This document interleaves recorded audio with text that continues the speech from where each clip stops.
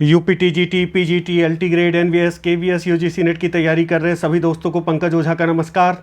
दोस्तों ये देखिए फिर से आपके सामने आ गया हूँ वॉरियर्स ड्रिल 9 लेकर, और आपको कुछ मेथड्स भी बताऊंगा कैसे ट्रिक के जरिए आप तैयारी कर सकते हैं। वीडियो को अंत तक देखिएगा। आइए शुरू करते हैं आज का सिलसिला। और दोस्तों मैंने पहले ही बताया, जैसे कि मैं इसके पिछली क्लास में लाइव आया हुआ था। रिकॉर्डेड में आपको बहुत कम समय में ढेर सारा मैटर मिलता है, इसीलिए हम रिकॉर्डेड ज़्यादा देना पसंद करते हैं, लाइव कम आना प्रेफर करते हैं। बशर्ते अगर आपकी डिमांड होगी तो हम ज़रूर लाइव आएंगे। वैसे भी मैंने आपसे कहा है सैटरडे या संडे को हरदम तैयार रहिएगा, मैं लाइव आपको मिलूँगा, आपकी समस्याओं का समाधान करूँगा। पहला क्वेश्चन देखिए, some images are influenced by Japanese haiku which has exactly. कुछ इमेजेस बहुत ज़्यादा प्रभावित हुए थे जापानी हेकू से। हेकू में कितनी सिलेबस होते हैं आपको ये बताना है, लाइन कितनी होती है ये भी बता दीजिएगा, सिलेबल कितने होते हैं। क्वेश्चन नंबर 1, तो 17 सिलेबल होते हैं, ये ध्यान में रखिएगा। ये क्वेश्चन कितनी बार वेरियस एग्जाम्स में पूछा गया है, इसलिए इंपॉर्टेंट है। Let's come to the next question without any further ado. A fable is also called. This is the most important question and will be asked again. It is my prediction. फिर से पूछा जाएगा आपसे। Question number 2, यहाँ पर एपलॉग। Fable को एपलॉग भी बोलते हैं, ध्यान में रखिएगा, कंफ्यूज नहीं होना है। और फेबल पैरेबल में फ़र्क जरूर जानते रहिए। Anagrosis is a term used by Aristotle to describing. एनाग्रोसिस नाम का टर्म जो अरिस्टोटल ने यूज किया था, किस चीज़ की व्याख्या के लिए यूज किया था, आपको बताना है। क्वेश्चन नंबर 3 का जवाब देना है।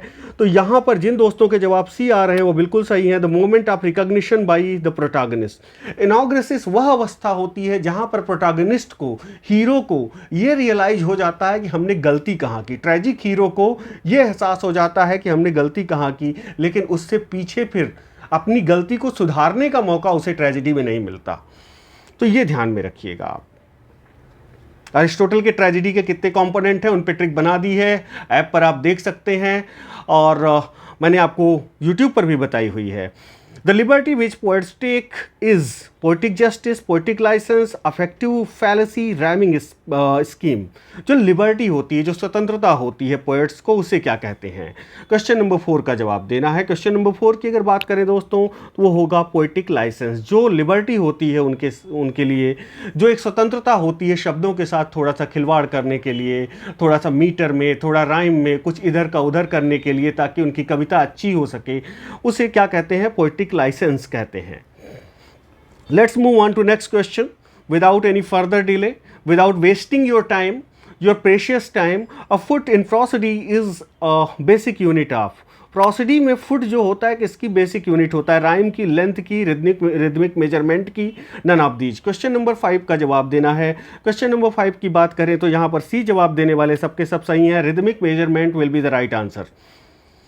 आइए अगले प्रश्न पर आते हैं। आप हमारे ऐप पर जा सकते हैं, आप वहाँ पर जो भी कोर्सेज हैं उसे अवेल कर सकते हैं, और वहाँ पर आपको जैसे वॉरियर्स ड्रिल जो चल रही है अभी, पेड वाली वॉरियर्स ड्रिल, उसको ज्वाइन कर सकते हैं, मॉक ड्रिल ज्वाइन कर सकते हैं, ट्राउंस ड्रिल ज्वाइन कर सकते हैं। इसके साथ ज्वाइन पा सकते हैं आप हमारी tricks and codes. Tricks and codes के अलावा आपको हमारे लिटरेचर के वीडियोज़ मिलेंगे, ग्रामर के वीडियोज़ मिलेंगे, और you will have a very fantastic experience. तो रिदमिक मेजरमेंट जो foot is the in prosody is the basic unit of rhythmic measurement, keep in mind. Let's move on to next question. Who use the phrase stream of consciousness for the first time. पहली बार stream of consciousness phrase किसने use किया, ध्यान में रखिएगा। Question number 6। Question number 6 की बात करें तो विलियम जेम्स अनडाउटेडली आंसर हो जाएंगे। ग्रेजुअल रिकवरी फ्रॉम इलनेस, ये वन वर्ड सब्स्टिट्यूशन का क्वेश्चन है। जब धीरे धीरे आप रिकवरी करते हैं किसी बीमारी से तो उसको एक शब्द में क्या कहते हैं। तो अनडाउटेडली यहाँ पर if you are in the habit of mugging up or understanding the vocab, then of course you will have the answer of this question. Convalescence is the right answer. Let's move on to next question. The statement I came, I saw, I conquered. अब देखिए इसमें असिनडेटॉन या सिनडेटॉन विकल्प में नहीं है, तब क्या होगा। बहुत लोग कहेंगे असिनडेटॉन होगा सर या सिनडेटॉन होगा, विकल्प में ही नहीं है। सिनडेटॉन, असिनडेटॉन, आप बताइए क्या होगा आपका आंसर? जुग्मा, कायास्मस, सिलेप्सिस, एनाफोरा। तो यहाँ पे बार बार आई आई आई, देखिए आई केम में आई आया, फिर आई सॉ में आई आया, फिर तो इस वजह से आई जो 3 बार आया है, आई केम, आई सॉ, आई कॉन्कर्ड, इस वजह से एनाफोरा हो जाएगा आपका आंसर, चूंकि असिनडेटॉन आपके ऑप्शन में है ही नहीं। Resemblance between the sound of words and the sense they convey is known as, जब जो शब्दों की आवाज है वो कोई सेंस कन्वे करती है तो वहां पर कौन सी फिगर ऑफ स्पीच होती है, ये आपको बताना है इस क्वेश्चन में। क्वेश्चन नंबर 9 की अगर बात करें दोस्तों, तो यहाँ onomatopoeia will be the right answer. कई तरह से ऑनोमोटोपोइया पूछी जाती है, be careful. What do you mean by इम्प्रोप्राइटी?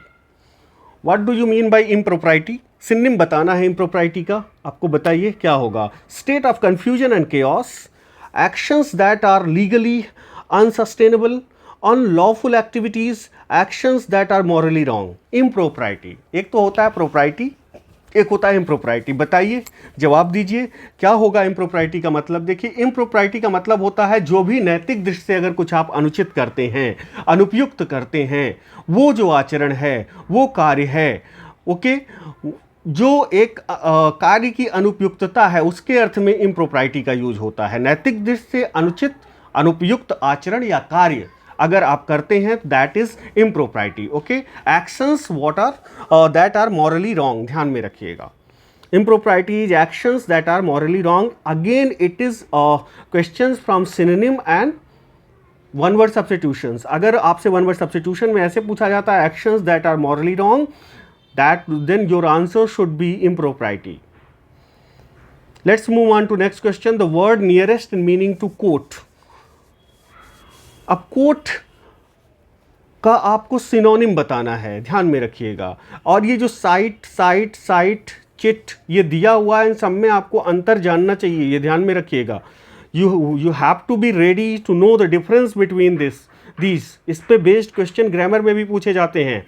Question number 11 की बात करें तो यहाँ पर हो जाएगा CITE वाला साइट हो जाएगा। ओके, किसी को कोट करना मीन साइट करना, CITE वाला। ओके, ध्यान में रखना है आपको।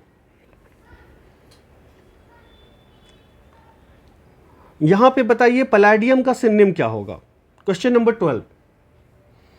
क्वेश्चन नंबर 12 का जवाब दीजिए क्या होगा? Fish tank, a safe guard, a circus arena, a trophy।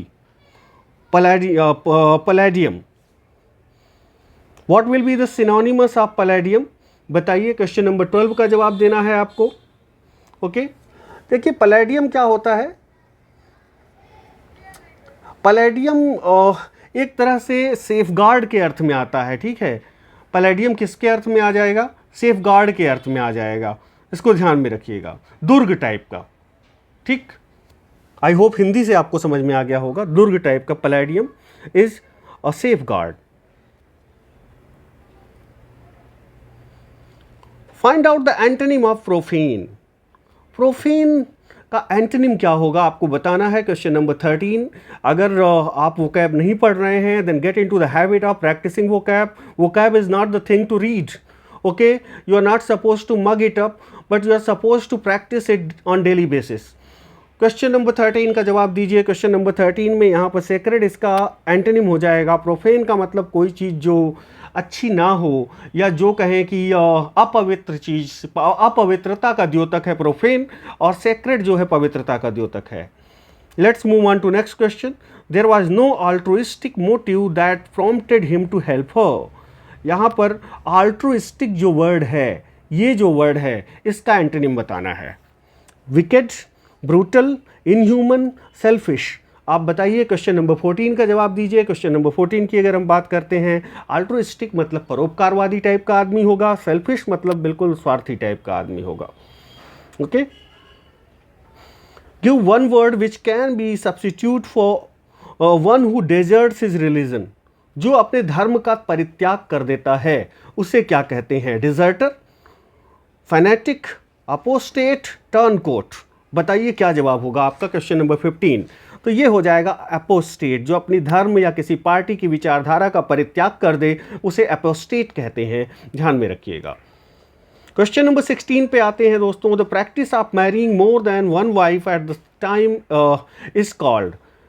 वो जो प्रथा है जहां पर एक से अधिक पत्नियों के साथ विवाह, बहुपत्नी विवाह प्रथा प्रचलित है, उस बहुपत्नी विवाह प्रथा को एक शब्द में क्या कहेंगे बताइए? Monogamy, bigamy, polygamy, polyandry. देखिए हस्बैंड, ओके, इसलिए एंड्री, हस्बैंड एंड्री थोड़ा सा मैच कर रहा है ना, पॉलीएंड्री हो जाएगा। ओके, एक क्वेश्चन नंबर 16 की अगर बात करें तो ये पॉलीएंड्री होगा जहां पर ये मैंने गलत बताया है आपको। पॉलीएंड्री क्या होगा? जहां पर एक से ज़्यादा हस्बैंड रखे जाते हैं वहां पॉली, एक से ज़्यादा, मोर देन वन हस्बैंड। हाँ, ओके, मोर देन वन हस्बैंड अगर है, मोर देन वन हस्बैंड, ये पॉलीएंड्री हो जाएगा, ध्यान में रखिएगा। मोर देन वन हस्बैंड पॉलीएंड्री हो जाएगा, और मोर देन वन वाइफ पॉलीगैमी हो जाएगा। ये ध्यान में रखिएगा, कंफ्यूजन अक्सर होता है, ये दोनों को ध्यान में रखिए। पॉलीगैमी क्या होगा?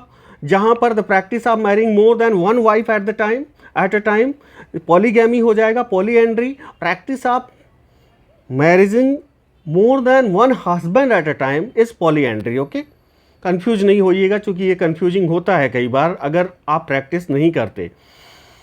Give the correct meaning of the idiom in camera, पूछा गया है, एलटी ग्रेड 2018 में पूछा भी गया है। इन कैमरा का क्या मतलब होगा? क्वेश्चन नंबर 17 का जवाब दीजिए। क्वेश्चन नंबर 17 में एट अ सीक्रेट और प्राइवेट प्लेस, यहां पर आंसर हो जाएगा आपका। To deal in something means, what do you mean by to deal in something? Deal with something तो सुना होगा, अगर डील इन समथिंग होता है तो क्या होता है यहां पर बताइए। क्वेश्चन नंबर 18, अगर हम व्यापार के अर्थ में यूज करते हैं तब ये होता है deal in something. Question number 18 की बात अगर करें तो बी जवाब देने वाले सबके सब सही हैं। To trade in something will be the right answer. Someone has made a hole in the fence, change into passive voice. Someone has made a hole in the fence, आपको पैसिव वॉइस बताना है। Question number 19 का जवाब दीजिए दोस्तों। Question number 19 की बात करें तो यहाँ बी जवाब देने वाले सबके सब सही होंगे। B is the right answer. A hole has been made in the fence. Okay, someone नहीं यूज होगा।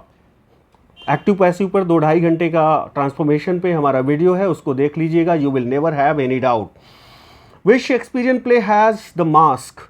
देखिए मास्क पर मैंने ट्रिक्स भी बता दी हैं, शेड्यूल कर दी थी 8:30 बजे की, वो मिल जाएगी आपको। और मास्क पे जो ट्रिक है ऐप पर अवेलेबल हो जाएगी। उसके यहाँ भी मैं आपको ट्रिक चलिए बता देता हूँ। और मास्क पर जो ट्रिक है, शेक्सपियर के किन किन प्ले में मास्क है, वो बहुत आसान है। तो इसमें क्वेश्चन क्या है? Which Shakespearean play has the mask? Question number 20 की अगर बात करें, ये पूछा जाता है। A midsummer night's dream has a mask. अब देखिए ये ध्यान में रखिएगा, 8वें हेनरी की बात है, तूफान की रात है, मास्क का साथ है, जूलियट भी मास्क का साथ है, जूलियट भी साथ है। ऐसे ही कुछ इस तरह की ट्रिक है, इसको ध्यान में रखिएगा आप, और इस ट्रिक के जरिए आपको कभी नहीं भूलेगा। और इसी तरह कुछ चीज़ों को जो कि बार बार प्रैक्टिस करने पर भी भूलती हैं, हमें उनकी ट्रिक का सहारा लेना पड़ेगा। हम कभी ये क्लेम नहीं करते कि आप पूरा का पूरा स्टडी मटेरियल या पूरा का पूरा लिटरेचर में ट्रिक के जरिए समेट दूंगा, but yes, it will come in the category of smart study if you are making certain tricks। तो इसको ध्यान में रखिएगा, कुछ ट्रिक्स जरूरी हैं जहां पर कई बार प्रैक्टिस करने के बावजूद भी हम नहीं कर पा रहे हैं, वहां पर ट्रिक्स काम करती हैं, और ये मेरा अपना अनुभव बताता है। और इस चीज़ को बार बार दोहराने की ज़रूरत नहीं है कि मैंने इन ट्रिक्स, कोड्स और बाकी चीज़ें टीजीटी में, एलटी ग्रेड में इनका सहारा लेके एक जो सर्वोच्च रैंक हासिल की थी, उसमें इन चीज़ों का बहुत कॉन्ट्रीब्यूशन था। And you also have it, you can do it. Okay, बस जोश बरकरार रखिए और अच्छे से पढ़ाई कीजिए, एफिशिएंट पढ़ाई कीजिए। लाइव क्लासेस में आकर बहुत ज़्यादा समय वेस्ट करने की ज़रूरत नहीं है। किसी की भी लाइव क्लास के मैं खिलाफ़ नहीं हूँ, मैं सैटरडे या संडे को लाइव आने के बिल्कुल पक्ष में हूँ। लेकिन एक बात और आपको बोलना चाहूँगा कि सबसे अच्छा है लाइव क्लास अगर किसी भी टीचर की है, वो ख़त्म हो जाए, उसके बाद आप उसको वीडियो को 2x पर करके देख लीजिए, ताकि फालतू की जो चीज़ें हैं, आपका टाइम बहुत कीमती है, कट थ्रोट कंपटीशन का ज़माना है, उसको ध्यान में रखिए। Thank you very much for watching this session.